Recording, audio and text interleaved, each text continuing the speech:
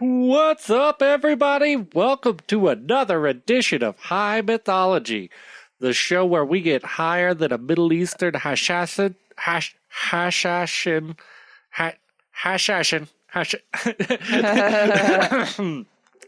and tell you guys silly stories from folklore and mythology. So today we will be coming at you with some more Norse mythology sagas. We've been getting real deep into some Norse shit lately, so hope you like that Viking action. I can't help it. It's because of that new Assassin's Creed game. I'm like, fuck yeah. Yeah. Thank you.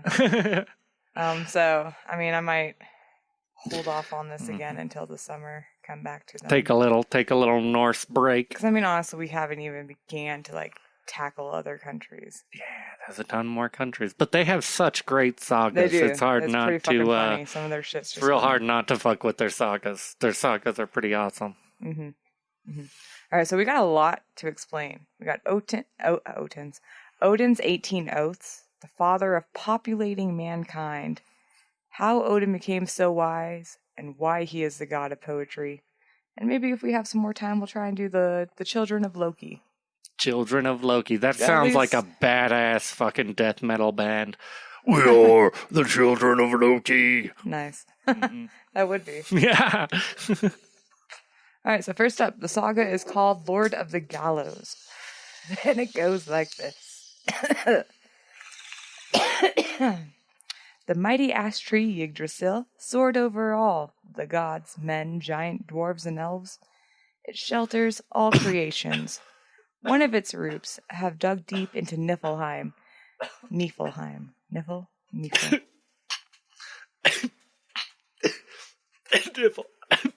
Niflheim. You okay there? What are you smoking? Oh, I'm still caught up on that East Coast diesel train. Damn, you still have some of that? Yeah. I already got the third ounce already. I know. I've been keeping a stash around. I'm saving it for the next just for the high mythology. I'm still smoking the Milky Way. I'm afraid. We just got a couple of nugs left of that. I'm like, might as well. Anyway, so one of the roots have dug deep into Niflheim, and under the root is the spring Harvergumir. And it bubbles like a hot spring.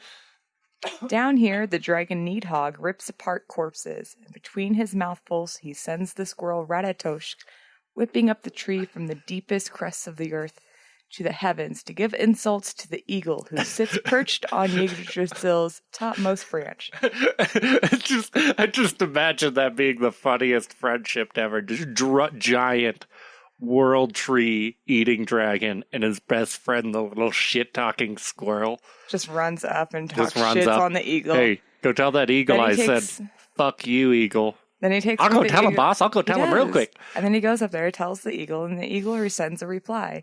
And so the Ratatosk comes back down and keeps starting shit between the two. Yeah. That's all they do. I think Ratatosk started it in the beginning. They didn't even have any beef, and then one day Ratatosk was bored, and he was like, "Hey, dragon, squirrel. You know what I heard Eagle say about you? He said you eat roots." Well, it's true. Nidhogg wasn't content with just eating corpses. He and his Krampus-like creatures gnawed at the root of Yggdrasil. So I imagine that Nidhogg is kind of like Cloverfield, where he's that giant fucking creature, and as he shakes, little Krampuses come off of him. Little fucking demon creatures come off. That's what it seems like to me, like how they explained it. But Nidhogg is his own. And these creations just kept festering from the walls. Oh. I don't know how to explain it. Anyway. Fester. Down there, they attempt to loosen the roots from the grip and put an end to everything. There are other creatures that also feed off of Yggdrasil. Forced eggs nibble at its new leaves. Goats rip and tear off tender new shoots. And there are parts of Yggdrasil itself that is peeling or soft and rotten. It whispers and it groans. The second root of Yggdrasil curls into Asgard, and under its root flows the well of Erd, the spring of destiny. The spring of destiny.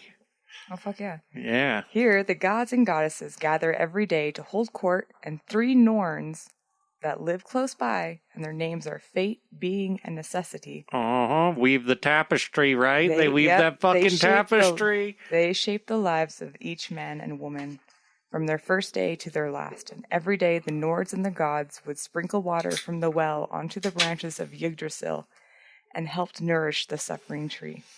Oh. Its third root digs itself into the heart of Jotunheim, the frost giant's domain.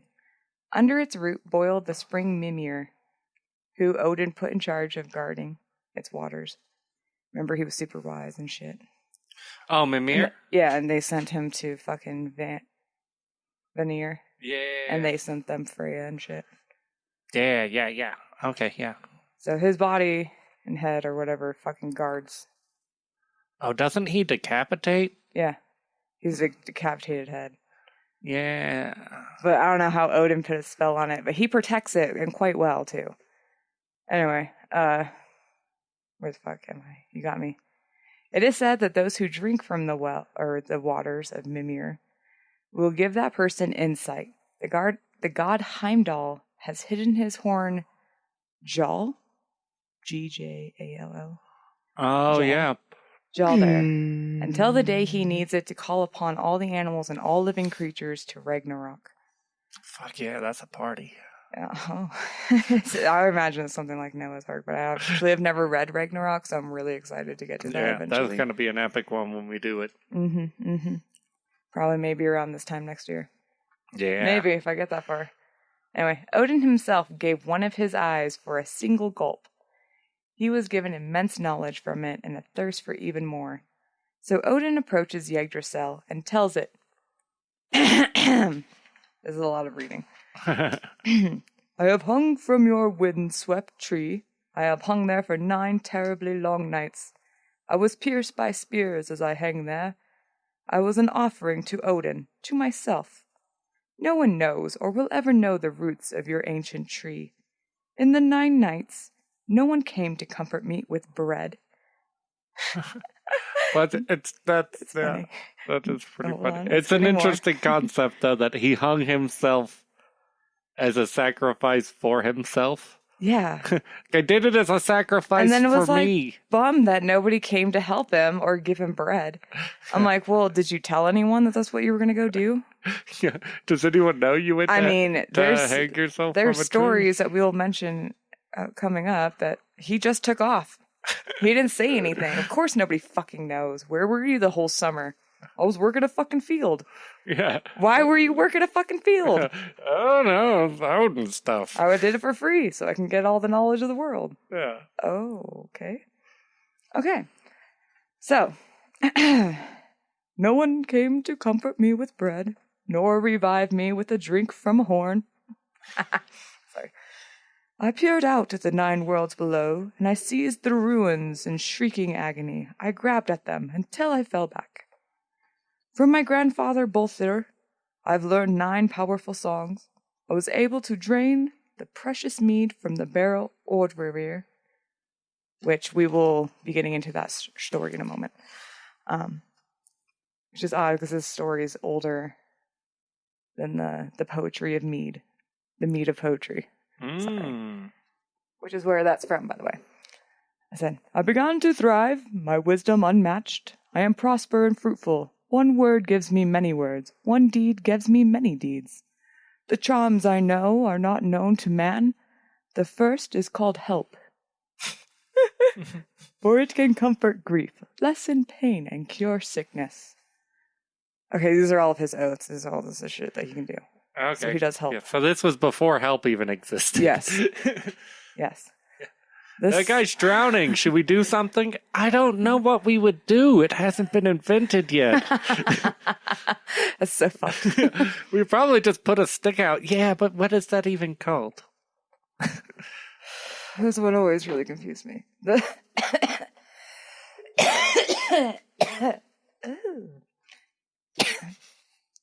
The second is that any man who hopes to become a healer needs to know it. You gotta know it. If you want to do it, you gotta know it. You gotta know that's what you want to do. So say it, Odin. The third is that if I should need assistance to hold back my enemy, I can blunt my opponent's blade or soften their staff, so that they cannot harm me. Yep. Aha, your sword is dull and you have no more erection. It is now limp. Oh. The limp sword. The fourth is that if anyone should bind my hands or feet, my charm will spring apart the locks, releasing me. Cha-cha-cha! Unbound. The fifth charm is Odin Unchained. is that if I should see a well-aimed arrow speeding to its mark, I can catch it, no matter how fast it flies. I need only to fix my eye upon it. Just that one eye, though. Isn't that fucking awesome, though? Took no depth perception. And you gotta see that I see it well-aimed coming, eye. but I have no clue how it far wasn't, away it What if is. it wasn't well-aimed and it was, like, poorly aimed, but it was still going for it? Yeah. Well, that's the funny thing, too, is with the one eye. 'Cause that's me You right know. there. He has no depth perception. I aim for one thing, but I hit a completely different target on the other side. So of he the could fucking see an wall. arrow, but he couldn't perceive how far away it is because he has no depth perception. Ow. The sixth is that if anyone should think of finishing me off by sending sapling roots engraved with ruins, that person will only destroy themselves. Oh, I was going to get him with some sapling ruins. No matter how brave they may be. I know, right? What the fuck? Who would have thought to, like, Sending fucking some engrave That's sapling very roots? specific. Yeah. That's like he was calling that one out to someone Go in ahead, the room. try, bitch. And you, See what happens. Todd, and you. It just so you backfires. know, if anyone sends me sapling ruins, like the ones you've been fucking around with, they'll backfire. So Yeah. cut it out. You're creepy. Scaring children. Nice. The seventh is if I should see the hall roof burst into flame over the heads of my comrades, then I can quench the blaze, no matter how fierce. These charms, I know. Yep. That's pretty smooth. He just calls dibs on his powers. All right. This is just, I No, hung this is- myself for 9 days. This is him hanging, and every day he gave him 2. Okay. Morning and night. Each time he gave him 2. 2 new fucking charms. Anyway, the 8th should be known to all mankind, and they would be well to advise to learn it. Don't fuck with me. If hatred ever takes root in men's mind, then I can uproot it. Uproot it, Then- yank it out like a little lobotomy. Wow. Wow. Wow. Just kind of look at you with a stern eye. Wow. Wow. Wow. Wow. The 9th is that if I should need to save my ship in a storm, I can sing to calm the wind and put the sea to sleep. Don't you want me, baby? Ooh, halfway there, guys. Halfway there. Halfway there. Ooh, this one's a doozy. The 10th charm is that if I should ever see witches flying about in the rafters, Fucking witches in the rafters. Todd. I will sing, and a whirlwind will trap them. They will never be able to change into their day form, nor find their way home again. He's stuck up there in the rafters in a Just in a You got a whirlwind. whirlwind in your rafters. See, that's your So problem I'd be right fucking there. puking the whole time. Fuck You that got shit. no ventilation coming through your HVAC because you got a whirlwind up there in your rafters just sucking all the air up. The 11th is that when I lead my loyal, long-loved friends into a fight, I can sing behind my shield, and they will grow in strength. They will be unscathed in the battle, after the battle, and even unscathed once they return home. The 12th is that if I should ever encounter a hanged man swinging from a tree and his heels above my head, I can cut and color the ruins so that he will come back down and speak. So you can make the dead man talk with some runes. The 13th is that if I should ever sprinkle water over a child, they will never fall in the thick of battle, nor falter or sink during swordplay. Let me just splash a little water on you real quick. Ooh, did he sprinkle Ragnar? And that's Did he why sprinkle got eaten by Bjorn? snakes. Well, that's just while they're, like, during battle. Mm-hmm. So, well, I guess falter would. Yeah, that's Yeah. post-battle. Okay, never mind. The 14th is quite useless. Sorry, I wrote that earlier. I like how you said it in his voice, too. The 14th is quite useless. If I so desire, I can tell man the name of the gods and elves one by one. Few fools can do this. Mm-hmm. That's a smart move for him, though. Why do I want to know the names of every fucking elf and god? You're Odin, right? You're meeting people all the time. And so you're having people come up to you, and you don't remember his fucking name. Oh, yeah, and he's like, Allfather, remember me, the time I gave you glory in like battle. You can only do that with the elves. And I give you all my gods, praise. though. And you're like, yeah, fucking Tony. I remember, because I have that power. Okay, fair enough. I mean, I guess for him, it's... Yeah. useful. But also that does show me, that does show the hierarchy, too. Yeah. And that little bit of racism there. Where you can remember all the names of the elves and gods.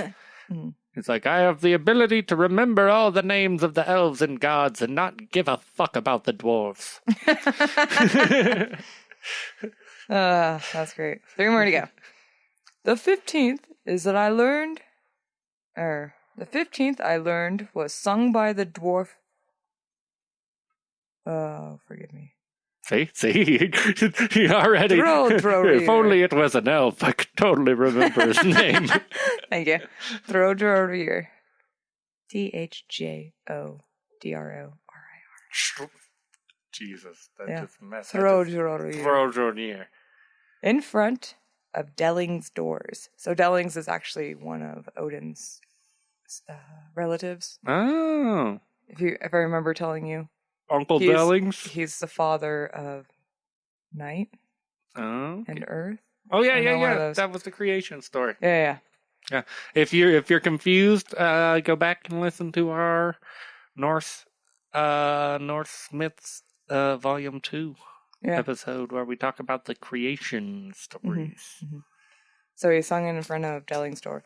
It is a charm to give power to the gods, glory to the elves, and wisdom for Odin. I like how he talks to himself in the third person. The 16th is that if I should long for love play, I can turn the mind and win the heart of a white-armed woman. Yeah, give me that white-armed lady. Not wide, white. I know, white-armed. It's got to be white. She's got to be a white-armed woman. She's got not necessarily a white woman. She just has to have white arms. Yeah, she's got to have white arms. That's it. She just has to have white arms. The 17th is a charm. Oh shit, I didn't take that piece out. Jesus, yeah, he is still just going. He's got so many of them. The 17th is a charm that a young girl will be loath to forsake me.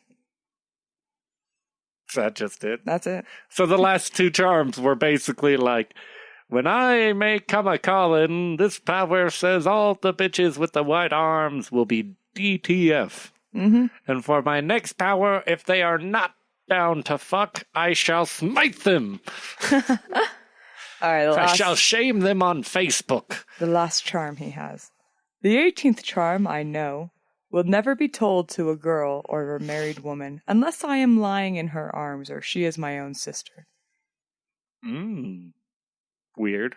Which he doesn't have a sister, by the way. Okay. What you and you alone know is always the most potent. And that is all of my charms. Oh, so he doesn't tell us what the 18th charm is. Mm-hmm.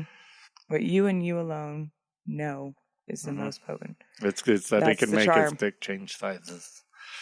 But that's why he says he'll only tell it to his wife. He's like, I will only ever show this power to my wife. Because then she's going to fucking hide everything from him. You know, I was banging this other dude. I'm not going to tell you shit. I'm going to hold that shit in. Hold that shit in, yeah. Anyway. And these were the words of Odin before there was man. And these were the words after his death and when he rose again. So says the poem. Yeah, that's right, because didn't he die and come back to life after he hung for 9 days on the tree? Yep. Yeah. Yep. Woo, that's it. That's it? Next up. Well, I want to go ahead and take a moment to appreciate that.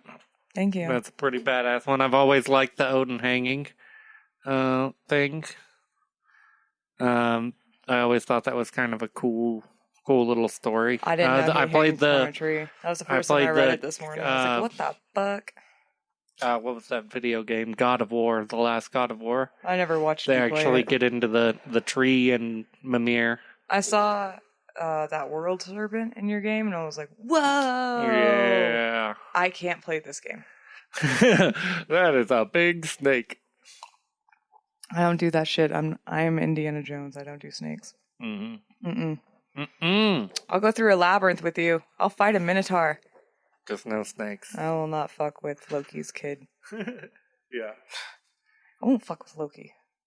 Fuck that shit. Can you imagine waking up and you're fucking completely bald? Fuck that guy. Yeah. Alright, this one's called The Song of Rig. Rig. Now, I wrote the first part of this word for word. Because in the ancient text, this is what it fucking said. And this saga actually cuts off at a point. Because that's where the manuscript ended. Oh, okay. Okay, nobody really knows how the full rest of the story, but scholars say that it actually came after the creation of Denmark to establish that the king of Denmark was related to this royalty. Yeah. In this line, this is how because the Danish men became overpopulated. Yeah, the Danish were all Vikings Norse too. Yeah, they were Norse as well, yeah. And they actually had another god down there, the god of skiing, which is pretty awesome. His name is Erd. Oh yeah, that's right. And he's the north part. They never talk about him at all. Like in these stories, I'll probably never find him. I just found out about him like a month ago. I was like, who the fuck? We got a god of skiing? That's dope. Yes. But they're only where this type of tree is. And that tree cannot be found at all up there in the north. So that god never was created. It was only... Right. Oh, he was also the god of archery. Oh, okay. Because his were made for bows. Oh, okay. I can't remember the fucking tree, though. Yeah. But anyway. Wasn't that Skadi in Norse? I can't remember. No, I don't know. Anyway. All right. You also might have heard this in Vikings. When Lagatha sits to her kids, or whatever that fucking witch chick. Yeah, they used to tell it to kids back in the day. A little song for the children. Do it with a little bit of accent. Listen, who can hear the sound of grass growing? You don't like it? It's just so those.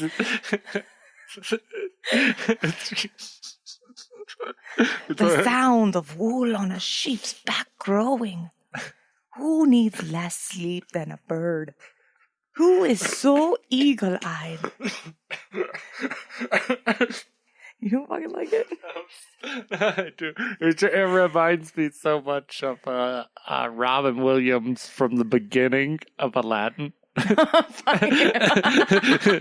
What is this? Would you like to buy some trinkets? Yeah. That's borderline racist. Sorry. Who is so eagle-eyed that by day and by night he can see the least movement 100 leagues away? Hymdall. Hymdall. But who could tell it was Hymdall, that figure on the seashore? The guardian of the gods left his great horn jaw safe in Mimir's spring, and left his golden maned stallion Gulltop. I'm sorry. Gulltop. Gulltop. Gulltop. Gulltop. Behind on the stable doors, Hymdall stands alone across the flaming three-stranded rainbow bridge from Asgard to Midgard. It was spring, and the time for sowing. You get my drift. Human mating season. Mm-hmm. The god walked away from the Bifrost and over the soft, lush green grass ground. Heimdall abandoned the Bifrost. He soon came to the edge of the earth, and he walked along the wavy line where the soil meets the deep blue sea. By nightfall, Heimdall comes upon an old decrepit hut. The evening air was still, but the little shack was so rickety that it looked as if it might collapse if the great giant eagle, Harvalslog, Harvslug. Hraesvelg. Harslug. Harvslug. That's the fucking eagle on top of the tree. Oh, okay. Should give one flap of his wings. Because he creates wind with his wings. Oh, yeah. They keep them flapping, buddy. Hymdall knocked and swung open the creaky door. He stooped down to get through the doorway, and it took him a moment to adjust his eyes to the smoky gloom of the hut. His eyes watered, and he gagged on the smoke in the room. And then he started to make out a table, a bench, a shacking... Is that a shacking? Or sacking heap in one corner. Yes, I know, it's a sacking heap. What he thinks is a cupboard against a crumbling wall. I'm pretty sure that's a cupboard. You got your lines on this one, bro. Am I welcomed? No, you're not. No, I'm not welcome. Hang on. Fine, Hold I on. believe. Heimdall, go back to the bed.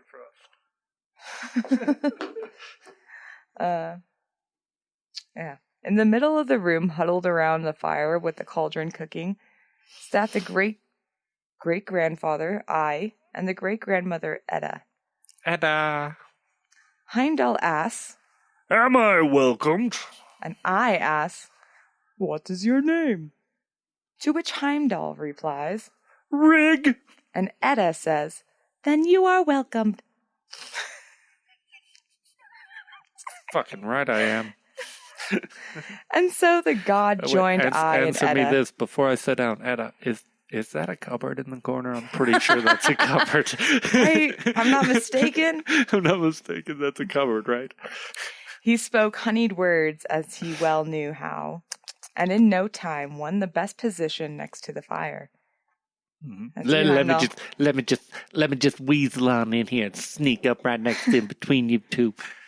From time to time, he would sneak a peek at the cauldron, and after a while, Edda got to her feet. She shuffled her feet to one corner of the stinky hut and poked about, and then dumped a loaf of bread on the table. It was not fully leavened, and it was gritty with husk. Husky. Then Ida unhooked the cauldron, full of thin broth, and put it on the table. And the three of them sat on the rough bench and ate what there was to eat. Mm-hmm. After their meal, everyone was ready to lie down and sleep. And again, the god spoke his honeyed words, as he well knew how, and in no time won the best position in the middle of the bed. Let me just slide on up here in between you. With I on one side and Ida on the other. Mm-hmm. For 3 nights the god stayed with them, and then he thanked his hosts for their hospitality and left. 9 months later, Ida gives birth to a son. Yep. And they name him Thrall. Thrall. Thrall was ugly. That was the nicest word to describe it. He was ugly. His skin was wrinkly, his hands were chapped, his fingers were too stubby, his knuckles were knotted, and his feet seemed too large for him. Nonetheless, Thrall was super strong. And as the years passed, he made good use of his strength. I'm strong. Day in and day out, he would spend his time sweating in the forest and gathering wood and carting it back home to burn. One day, Thrall met a woman who was his equal in every way. She was bow-legged, and the soles of her feet were damp and discolored. She had sunburned arms that were peeling, and her face looked like Mike Tyson went to town on her. Are you thinking what I'm thinking? Her name is Tyr, the Drudge. Ooh.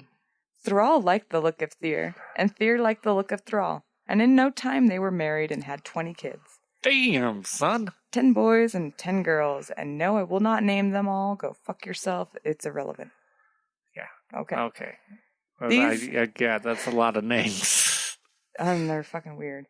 These grandchildren of I and Ida stemmed the race of Thralls. You want to explain what Thrall is? So thralls were the word they used to describe slaves. Okay. Yeah. I did not know that. That's what they would call their slaves were thralls. I thought that was like their second in command for the Jarls. I was like, oh, okay. And you're like, no, it's a slave. Oh, and that's, way opposite. That's probably how they justify it. Yeah. They're these grotesque offspring of grotesque creatures. So Yeah, anytime you take a thrall. They were just oddly formed, very skinny, very malnourished, strong. Yeah. They stemmed the race of thralls. Heimdall continued his journey. He took the shortest path to the next farm and knocked on the door. Just as the light from day was fading from the sky, he entered the farmhouse, and in the middle of the home flickered a big fire with food cooking on a cauldron over the fire. Sitting around it was the grandfather Afi and the grandmother Amma. Afi had a long piece of wood laid across his lap, and he was chipping at it with a knife, shaping a weaver's beam. That's a nice weaver's beam you got going on there. I don't know what the fuck a weaver's beam is. But... Oh, for tapestries. Oh, okay. I was helping out as well. Yeah, it's that little piece of wood. Okay, that thing that goes Yeah. up. Okay. Afi's hair was combed and curled over his forehead. Yeah, looking good, Afi. He had a trimmed beard and wore the leather jacket and breeches. Oh, he's a bad boy, too. Amma was spinning flax, and she was so absorbed into her work that she was so super absorbed into her work. Yeah, she just flaxing Spinning and flax. relaxing. She wore a band around her forehead. Her hair was a silvery blonde color braided into a bun on her head. She wore a simple frock and a shawl around her shoulders, secured by a handsome brooch. Heimdall asked, Am I welcomed? and Afi asks, what is your name? Heimdall replies, Rig! to which Amma replies, then you are welcome. And so the god spoke honey word as he well knew how, and in no time... Just let me slip on in here right in between you two. won the best position by the fire. Oop, oop, is this me right next to the fire? From time to time, he would sneak a peek at the cauldron, and after a while, Amma stopped her spinning and got to her feet. She scurried across the room to a great oak chest and pulled a loaf of rye, a gob of butter, and some knives and spoons, and laid them out on the table. She dipped a large jug into a barrel of beer by the door and put that on the table as well. And then finally, she unhooked the cauldron and filled with boiling veal and set it on the table. She is fancy. They got some fancy food. I bet her bread was nicer than the first house, too. It was. It was just rye, but it was at least leavened and it didn't have husks in it. Yeah. And then the three sat down to eat, and after their meal, everyone was ready to retire and lay down to sleep. You guys taking what I'm taking? You guys taking same thing? Threesome? Anybody? The god spoke his honeyed words, and as he well knew how, and in no time won the best position in the middle of the bed, with Afi on one side and Amma on the other. Yep. And for 3 nights the god stayed with them, and then he thanked them for their hospitality and left. And apologized for tearing the sphincter. And soon 9 months went by, and Amma gives birth to a bright-eyed boy. They named him Carl, with a K. Carl. So like Carl Urban. Uh-huh. Yeah. Carl. Carl was quick to grow and was well built and strong, and in time he learned to drive oxen in the field and how to fasten a plow. He learned how to build huts and barns, and he became a skillful carpenter. Fuck yeah. He could, level shit, level the ground, build the fucking walls up. Build shit. Very skillful guy. Yep. One day, Carl's parents found him a wife that was as much of their liking as it was for him. He was totally down with it. Yeah. She was the fair daughter of the free man nearby. Her name is Snore. Oh. S-N-O, with the 2 little dots over the O, and then an R. Snore. Their daughter is literally Snore without the dots above it. I was like, okay. One of their also 20 fucking kids. They built themselves a beautiful farm and had themselves 20 kids, 10 boys and 10 girls, and fuck their names. In work, Carl. Fuck their names. But these were the grandchildren of Afi and Amma, and they are the race of peasants. Or in this day and age, lower and middle class income families. Okay, That's that us. makes sense. Woo. That makes sense. He's stepping his way up in the class structure. See, the first one he came by was a decrepit, running down house. The next one he stayed at was a farmhouse. Yeah. And that's why it was thralls and then regular people. Yep, you're getting the fucking gist of this guy? I think I'm He's getting helping to in. populate the fucking world. Yeah. right, Hymdall. all right. Hymdall opens more than the Bifrost. Hoo-wah! Mm-hmm. Heimdall continues his journey. He took the shortest way to a hall nearby. By the late afternoon, he had arrived at the hall, and its great big doors faced the south, and there was a great post out front with a great big wooden ring with an intricate pattern. Oh, Okay. fancy. The god knocked and entered. He strode through the long passageway and into the main hall, and there he spotted Fathier and Mothier. Oh, shit. Father and mother. Father and mother. And they were sitting there gazing The at each robots other. from that Ridley Scott TV show. Oh, shit. Raised by Wolves. Woo! Shout out. Love that show. They were sitting there gazing at each other, not even noticing the god watching them. Ah, so Then nice to Father- look at you, Father. Then Fathier got back to work. He was fashioning an elf-carved bow with arrows. Fuck yeah, he was. And Mothier, meanwhile, was checking herself out. Mm-hmm. She was just She was like checking making it sure out. her She's like, fucking forearms weren't too big. I don't know what the fuck Look she at was doing. It was this. really weird. Okay, you're gonna like this one. The lady was pale-skinned. Her brow was fair. Her breasts were gleaming, and the neck was more white than fresh snow. What about her arms?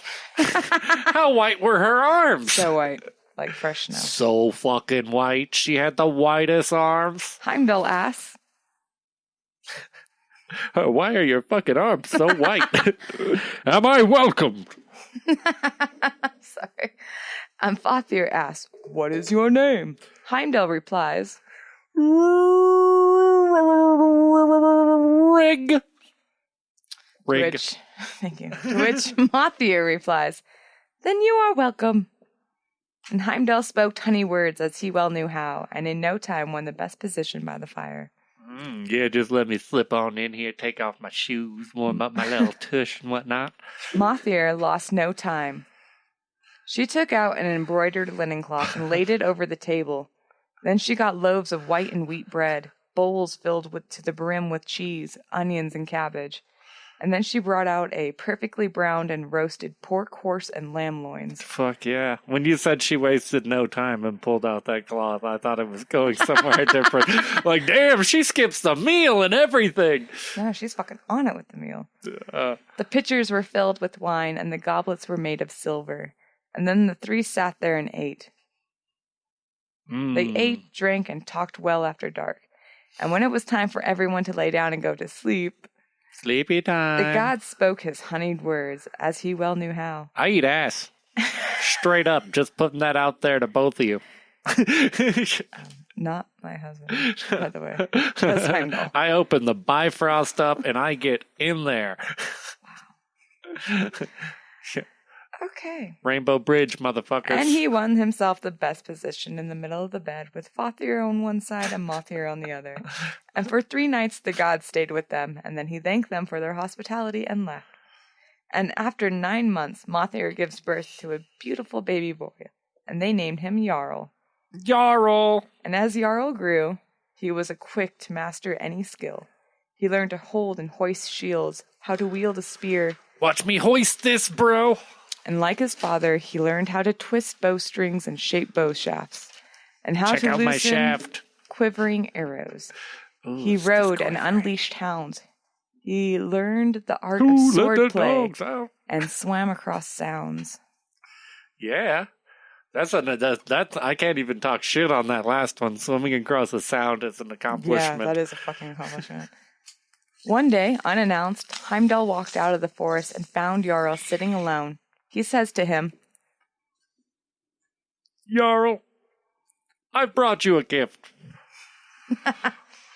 nice. I have to tell you something, too. Your father also ate ass.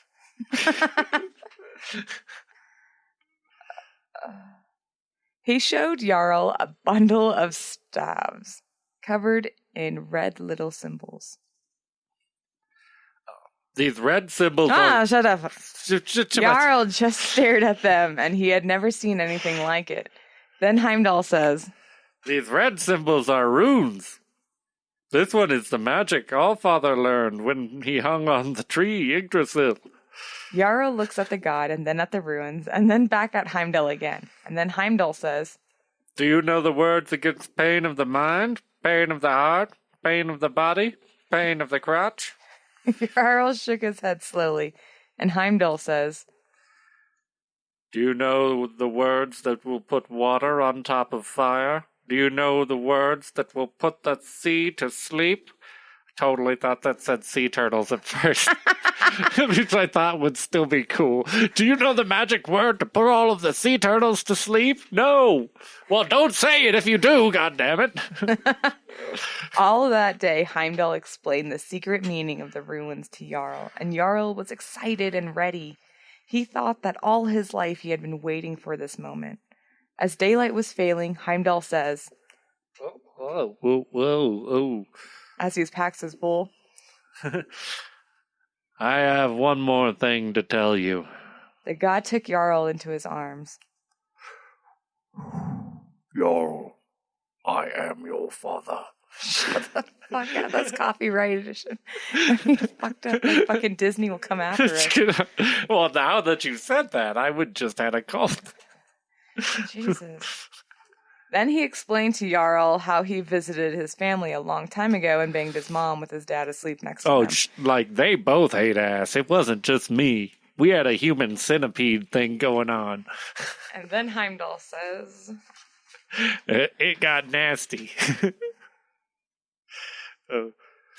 You are my son, just as I am Rig the King.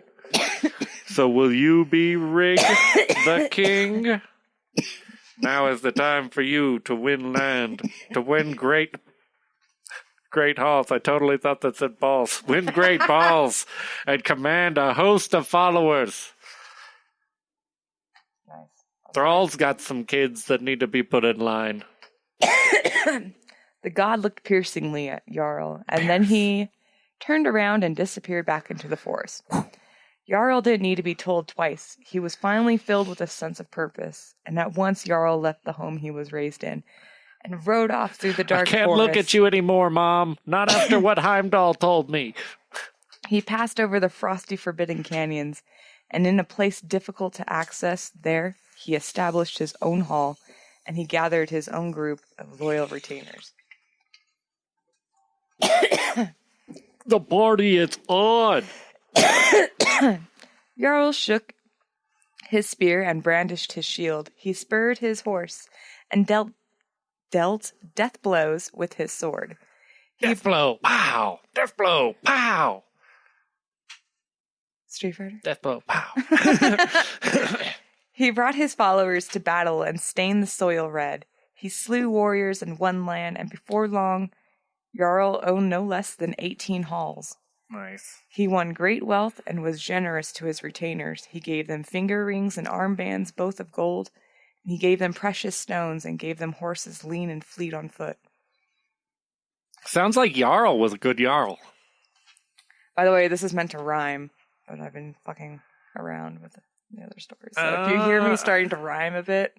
Oh, so the whole thing was supposed to be a song. Yeah, all of these are songs. Did it keep coming back to Heimdall? That's how they were able to like remember these stories. Yeah. They were done in songs. They did them in songs. That's awesome. Okay.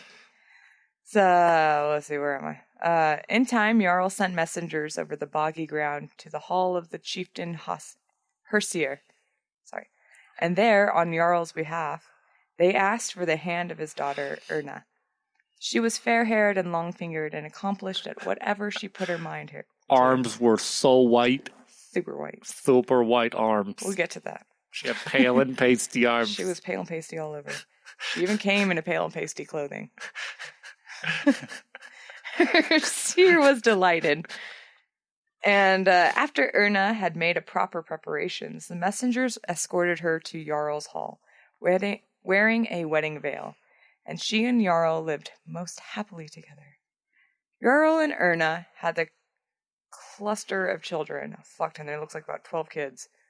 Oh, damn. What are they doing? Jarl's too busy with work. He doesn't have time to pump in 20. I know, you can only do Fucking 12. Thrall's over there just humping everything. Mm-hmm. He's busy. He's fucking fighting battles. I was humping couch until you got in the way. Their youngest son was named Kong the Young. Khan the Young. K-O-N. Khan the Young. Okay. Yeah. He learned from his father the ruins, the old age meanings, and in time he was able to blunt a sword blade and put the sea to sleep. He understood the language of birds and could quell flames and quitten cares. He learned how to grow marijuana and put your mind at ease. Smoke this. He had the strength of 8 men. 8 men. Khan and Rig Jarl shared their secret understanding of the ruins, and Khan was even more subtle and wiser than his father. Oh. He believed that it would be his right to be called Rig and king, and he soon won that right. Khan did. Oh, did he fight his dad for it? No. God damn it, Dustin. Oh, did I ruin it? No. No, you didn't. One day, Khan went riding in the gloomy dark forest. Now and then, he retained in his mount and loosened an arrow at a luckless bird. Other birds he lured from their perches and listened to them. A crow sat on the branch over Khan's head. Khan, it croaked. Why do you spend your time seducing birds to talk to you? You would do better to set out on your stallion and show daring in battle. Khan listened carefully to the crow's counsel, and the darkness seemed to fall back from the clearing where he stood, and to wait in the wings. Who have halls more noble than yours? Continued the crow. Who have won more riches greater than yours? Gold and jewels, precious ornaments. You're right, bird. Why did none of my human friends talk to me this nice? Khan did not answer. He clenched his fists. Who are more skilled than you at steering their ships over the reach of the seas and stringing salt spray? Still Khan did not answer. Dan and dan up, dan and dan up, dan and dan up, sang the crow. It looked sideways at Khan. They know what it means to temper their weapons with the blood of enemies. Oh, and that is where it breaks off. And it's considered to be the names of the Danish kings named Rigger, Danner, and Danner. Oh, so that's what Danner was. Danner. Danner and Danerp. Danner. Perperter. Danfear. Thank you. Danner. Danfear. Yeah, but they were... that was the Danish one. But it was an older song, so... Okay, so that was when the Danes took it to the Danelands of the Danish peoples. Yep. The Mark of Din. The Din of Marks. Do we have more time, or should we do this for a second? Because this one's also kind of long. Yeah. I feel like... What do you think? I feel like saying, fuck you guys. It's my weekend. Oh, wow. I'm going to call it. Cold. I'm going to call it. I love you guys, but I'm going to call it. And you know what? Now I get to do 2 more fucking Norse next week. Well, how about that? Next week, look forward to the short. A little Saturday short about the children of Loki. And, I hope you guys enjoyed everything. Our sources for today's episode were... Say it, Cam. We got Uphellia. Uphellia! UPHELLYAA. Ooh. .org. That guy's weird. TheNorseGods.com, WordPress.com, and the book, The Norse Myths, introduced and retold by Kevin Crossley Holland. And also viewers like you. Nice. Oh, wait, no, that doesn't work for sources. But yeah, we've got some good stories coming down into the future. Like we said, Children of Loki. Kim's on a real Norse track right now. We're going to do a couple more of those, then hop back to some Greek mythology. Do another fan request. Oh, yeah, we still got that one. Cynthia, if you're listening, Leda and the Swan is on the way. Hope everybody enjoyed. Have a good week. Have a good night. And we will see you guys next time. Have a good night. Thank you. Like and subscribe. Woo!